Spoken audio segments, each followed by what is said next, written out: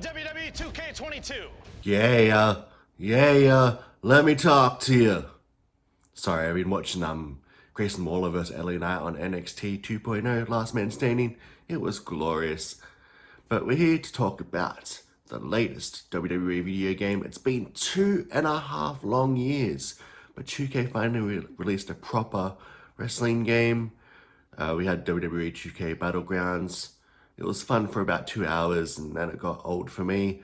So here we are. First impressions of 2K22. Massive improvement on 2K20. The graphics look stunning, the gameplay is better. It does hit different, okay?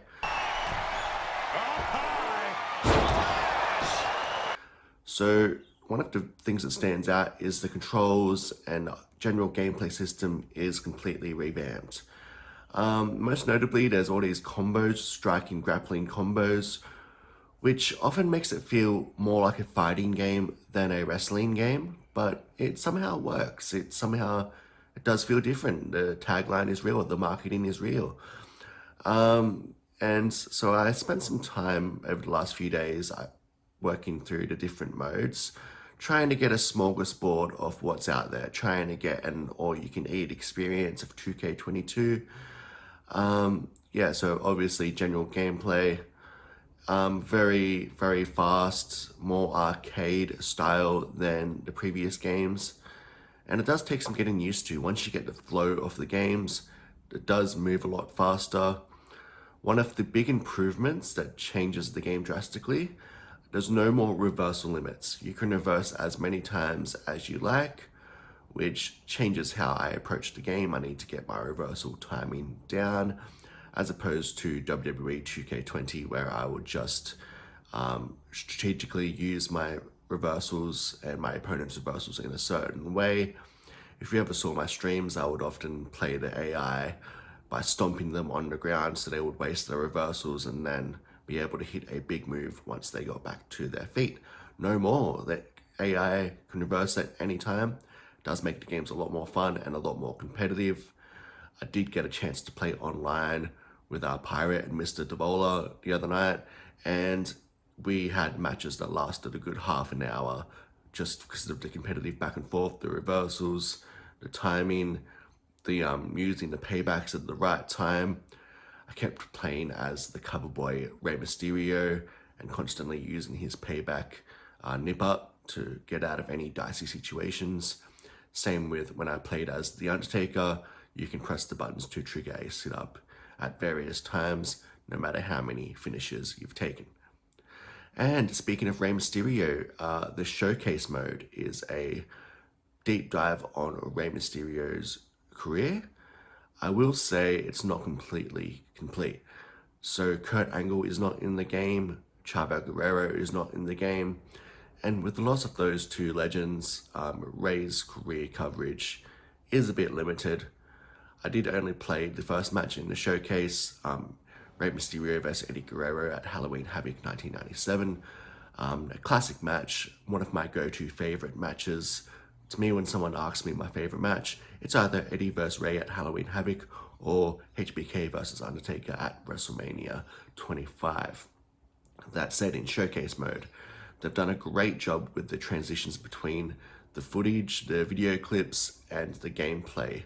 They seamlessly transition from the cutscenes to the gameplay, and it looks beautiful.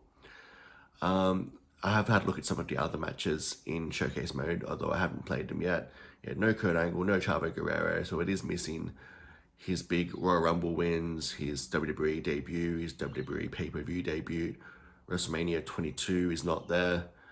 But it's still fun. I like the way they've approached it. I like the way that Rey has talking head segments in between the matches, talking about his feelings during the match in kayfabe, why he did certain moves.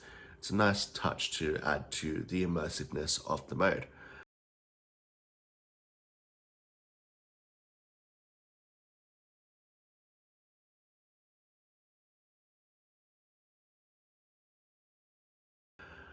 And I did get a chance to play MyRise. So I had a quick look at the creation suite. It does look a bit different this year.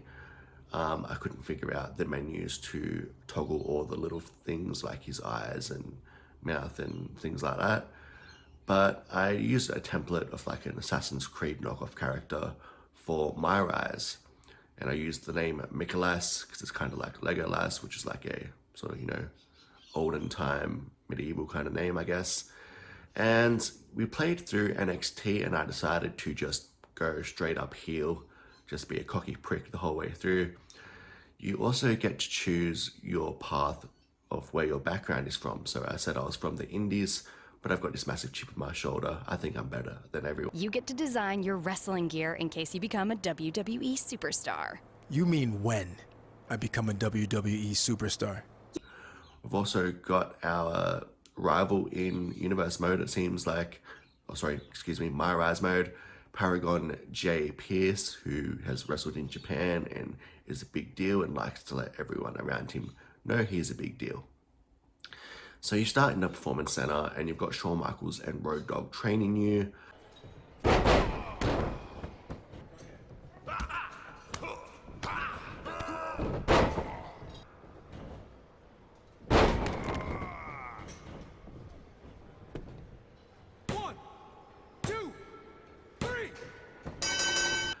And I challenged Shawn Michaels to a match on my first day, won, and that sent me on a rocket ship.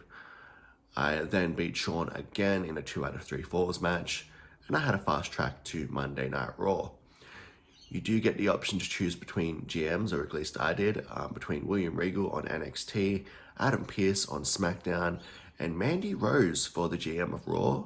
So an odd choice there. I'm not sure why Sonya Deville wasn't a GM, especially since she's a GM in my GM mode. But I'm being this cocky prick character.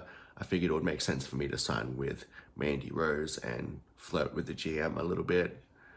And yeah, it seems like we're set up for some pretty cool stuff on MyRise, our new career mode name.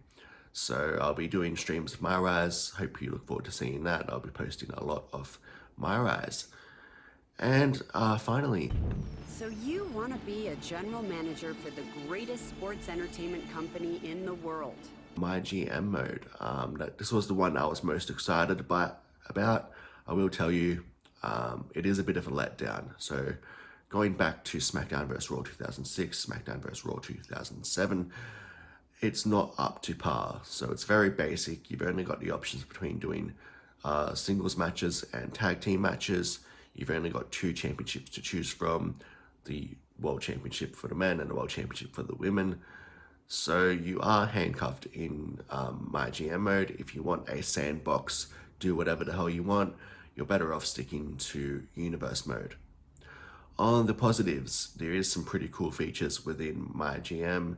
You can pick all these different aspects of your arena, from starting from high school gyms and unlocking different arenas to work your way up to the bright lights of modern day WWE. You also get pyro, special effects, ring crew. So they have made an effort to give it some details, just not the details you might want in a my GM mode. Like I can change the lighting, but I can't do a triple threat match, and I can't have a feud for the Intercontinental Championship in the GM mode.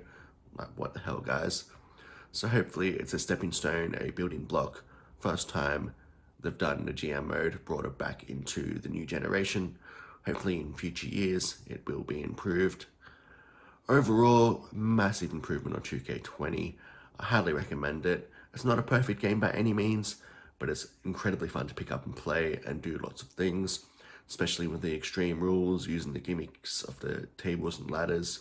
They've revamped how those weapons work, and it is a shitload of fun. Highly recommend getting 2K22. Not perfect, but it does hit different. Samoa Joe looking for the home run. The Hail Mary. This one's over. Buster and Joe. That could be curtains for Reigns. Cover.